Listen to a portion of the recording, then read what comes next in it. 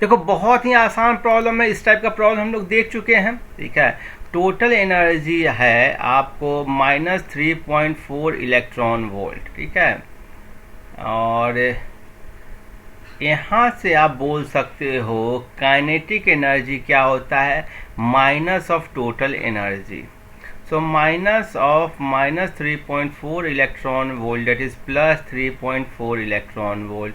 Potential energy होता है 2 into total energy that is 2 into -3.4 electron volt that is -6.8 electron volt. इन दोनों को जब जोड़ोगे तो टोटल एनर्जी हो जाएगा इसी के equal.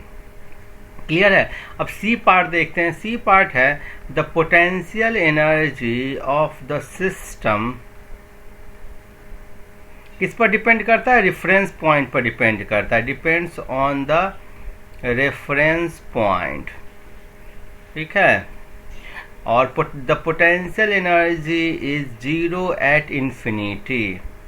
Potential energy is found to be 0 at infinity where there is no force of attraction or repulsion। मेरे ख्याल में सारा कंसेप्ट आपको मालूम होगा। सपोज करो कि एक बॉडी यहाँ पर है, बॉडी ए और एक बॉडी बी है। यदि इन दोनों के बीच में रिपल्सिव फोर्स है लेकिन तब भी इसको रखा गया है यहाँ पर, तो इसका पोटेंशियल एनर्जी क्या होगा, पॉजिटिव होगा। यदि इनके बीच का अट्रैक्टिव फोर्स है, एक दूसरे को खींच रहा है और तब यहीं पर रखा गया, तो पोटेंशियल एनर्जी क्या हो जाएगा, निगेटिव हो जाएगा। और जब कोई फोर्स नहीं लगेगा, ब्रेक हो जाएगा, एक दूसरे से फ्री हो जाएगा, और तब कोई फोर्स कब नहीं लगेगा, जब एक दूसरे से इनफाइनाइटली इन्फिनिटी पे हो डिस्टेंस पे, तब पोटेंशियल एनर्जी होता है 0। क्लियर है, ये तो हम लोग जानते हैं। ऐसे भी आप देखो mgh के केस में भी समझ सकते हो, ग्रेविटेशन के केस में आप जमीन पर मानते हो कि उसका पोटेंशियल एनर्जी का वैल्यू 0 है, जबकि एग्जैक्टली वो कोई ग्राउंड के सरफेस पे रखा गया है, जमीन के सरफेस पे रखा गया है, तो पोटेंशियल एनर्जी 0 नहीं होगा। लेकिन उसको आप 0 मानते हो और उसके रेफरेंस में यदि h हाइट पर ले जाते हो तो बोलते हो कि पोटेंशियल एनर्जी mgh हो गया, मीन्स कि इतना से चेंज हो गया। सो पोटेंशियल एनर्जी हमेशा डिपेंड करता है रेफरेंस पॉइंट पर। इसलिए जब हम चेंज करेंगे, जब choice of 0 potential energy changed हो जाएगा, तो काइनेटिक एनर्जी रिमेन सेम। तो सी का आंसर होगा kinetic energy remain same, potential energy changes. और चूंकि टोटल एनर्जी में दोनों का कंपोनेंट होता है, so total energy also changes. Clear है, समझ गए। आगे बढ़ते हैं, नेक्स्ट प्रॉब्लम देखते हैं।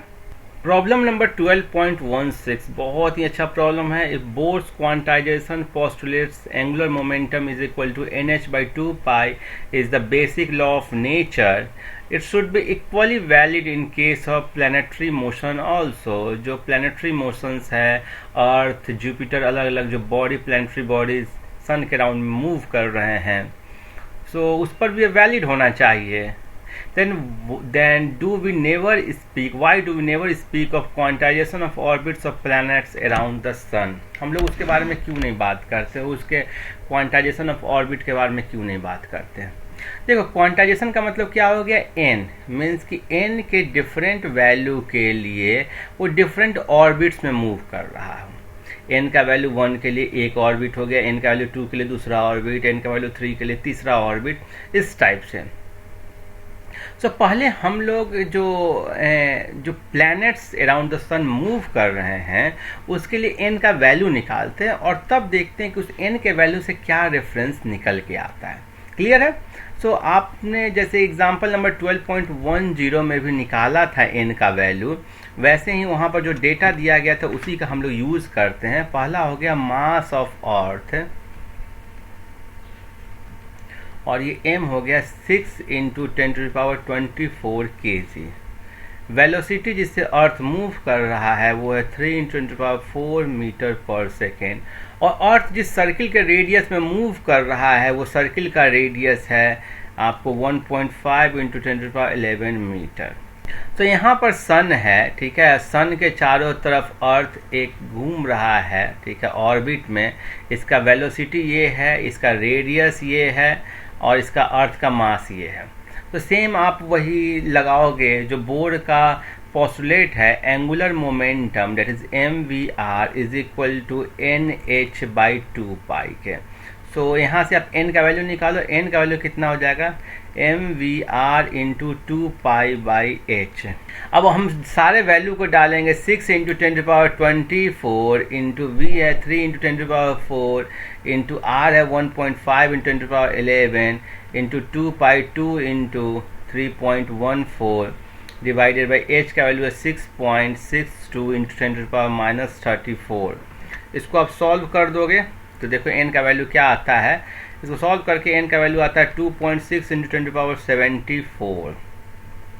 सो आप बोलोगे कि mvr इज इक्वल टू, जहाँ m क्या है, mass of earth, v velocity of earth, r जिस सर्किल के ऑर्बिट में घूम रहा है उसका radius, is equal to 2.6 into 10⁻74 h/2π। Clear.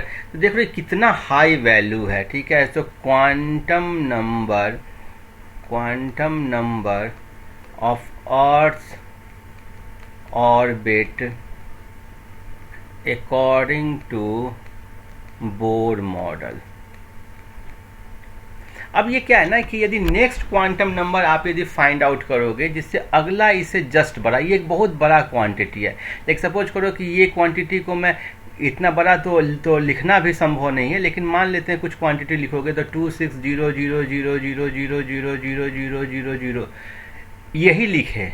इसका जो नेक्स्ट वाला जो होगा वो क्या होगा, 26000000000001। सो कितना कम डिफरेंस है। इतना कम डिफरेंस होने के कारण वो डिस्क्रीट या अलग अलग ऑर्बिट नहीं लगेगा, सारा और दो ऑर्बिट्स के बीच में, दो क्वांटा के बीच में गैप इतना छोटा होगा कि उसको आप ना कंटिन्यूअस बोल सकते हो, एक समान बोल सकते हो। जब गैप था तब ये अलग अलग लेवल पे लग रहे थे, जब गैप इतना छोटा हो गया तो इनके बीच में लेवल कुछ नहीं रहेगा। तो आप लिखोगे as n increases then the difference in energy becomes very less for large value,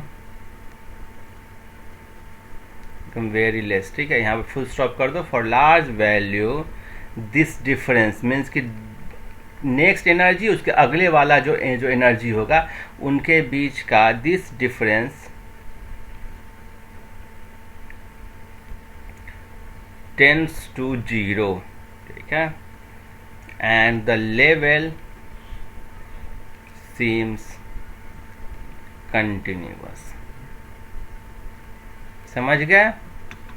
आपसे पूछ रहा था कि हम लोग क्यों नहीं बात करते। सो क्वांटाइजेशन का वहाँ पर मतलब ही नहीं है, अलग अलग लेवल्स का मतलब ही नहीं है, क्योंकि लेवल कंटिन्यूअस हो गया। क्यों कंटिन्यूअस हो गया?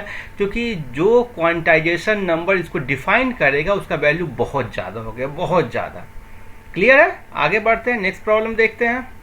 12.17 देखो, बहुत ही आसान प्रॉब्लम है, इजी प्रॉब्लम है, अच्छा प्रॉब्लम है। इस टाइप के प्रॉब्लम पूछे जाते हैं, ठीक है। Obtain the first Bohr's radius and the ground state energy of muonic hydrogen atom that is an atom in which negatively charge muon of mass about 207 Me mass of electron orbit around a proton.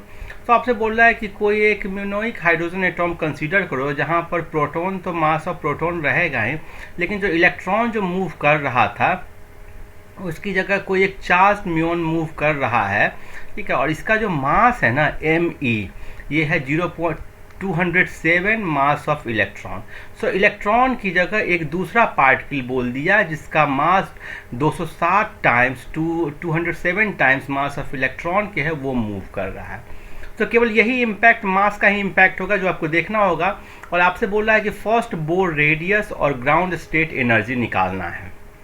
तो जो bore radius का आप formula जानते हो, the radius of nth Bohr orbit for hydrogen atom, hydrogen like atom बोलो, ठीक है, क्योंकि जनरल फॉर्मूला हम लोग एक बार फिर से डिस्कस कर लेते हैं। इज गिवन बाय, ये क्या होता है, r n is equal to n square h square divided by 4 pi square k z m e square. K का वैल्यू जहाँ पर क्या था 1/4 पाई एप्सिलॉन नॉट। तो जब ये फॉर्मूला के का डालोगे तो आता है n square h square epsilon naught divided by pi m z e square. Clear है? फिर जब इसको आप सॉल्व करोगे तो इसका वैल्यू आएगा 0.529 n square by z angstrom. एक एंगस्ट्रम हुआ 10⁻⁻10 मीटर के इक्वल। सो आप अब देखो कि हाइड्रोजन के लिए बात करोगे तो जेड का वैल्यू 1 कर देना। सो हाइड्रोजन के लिए बात कर दिए तो जेड का वैल्यू 1 डाल करके एन का वैल्यू, आर एन का वैल्यू आया 0.529 एन स्क्वायर इंटू 10⁻10 मीटर।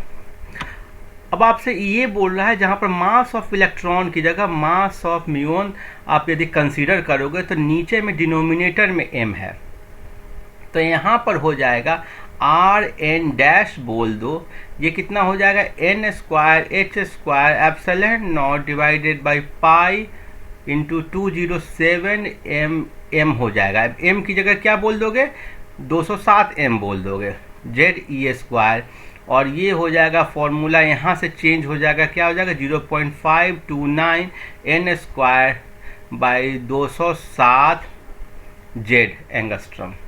ठीक है, सो इसको जब सॉल्व कर दोगे तो ये कितना के इक्वल आ जाएगा, इसको जब 207 से डिवाइड कर दोगे मीन्स कि जेड का वैल्यू फिर 1 ले लोगे तो आएगा 0.529 डिवाइडेड बाई 207 और इंटू एन स्क्वायर एंगस्ट्रम, और यहाँ से ये वैल्यू आ जाएगा आपको 2.56 इंटू 10⁻13 एन स्क्वायर मीटर। ठीक है, आप इसको चाहो तो और आसानी से बना सकते हो ऐसे बोल करके कि r n for electron divided by r n for muon is equal to, यहाँ पर देखो इसके इन्वर्सली प्रोपोर्शनल में है, सो आप लिखोगे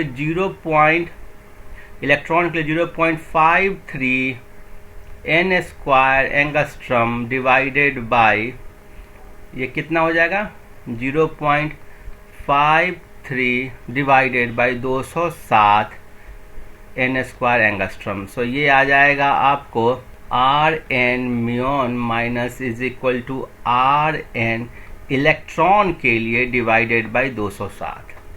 सो ऐसे भी करके आप फॉर्मूला के रूप में सोच सकते हो, लेकिन फॉर्मूला की जगह मैं जनरल वे में कहाँ पर m है उसका क्या इम्पैक्ट है वो आपको समझाना चाह रहा था। सो मेरे ख्याल में समझ गया, इसका वैल्यू भी आपने निकाल लिया। अब दूसरा एनर्जी के बारे में बात करते हैं। So ground state energy, ground state energy का जो फॉर्मूला पहले वो देखो क्या है फॉर्मूला। सो ई एन है आपको होता है -2 pi square k square z square E4 mass of electron divided by n square h square. K का वैल्यू है 1/4 पाई एप्सिलॉन नॉट। इसको जब डालोगे तो फॉर्मूला ये आ जाता है। अब ये देखो m कहाँ पर है, न्यूमरेटर में है। सो जब z का वैल्यू 1 डालोगे, n का वैल्यू यदि 1 डालोगे तो आपको E1 हो जाता है -13.6 इलेक्ट्रॉन वोल्ट, और m की जगह आप 207 m कर दोगे तो हो जाएगा En म्यून के लिए आप देखोगे तो फिर से ये हो जाएगा -207 ME4 divided by 8 epsilon naught square n square h square. इस पूरे टर्म का वैल्यू आपने निकाल लिया है, -207 इंटू 13.6 इलेक्ट्रॉन वोल्ट निकाल रखा है। तो इसको सॉल्व करोगे तो कितना आ जाएगा -2815.2 electron volt is -2.815 kilo electron volt. So आप देखो कि जो एनर्जी है वो 207 गुना आपको बढ़ गया है, इनफैक्ट निगेटिव साइन के साथ है तो वो घट गया है, और जो रेडियस है वो 207 टाइम से घट गया है। सो रेडियस 260 टाइम से घट जाएगा और एनर्जी भी 260 टाइम से घट जाएगा। सो मेरे ख्याल में ये प्रॉब्लम समझ गए होंगे, बहुत अच्छा लगा होगा आपको। इस चैनल को लाइक नहीं किए हैं, शेयर नहीं किए हैं, सब्सक्राइब नहीं किए, तो ये तीनों चीज़ कर लें। किसी भी चैप्टर का डाउट हो तो मुझसे पूछे। Keep watching, happy learning, thank you.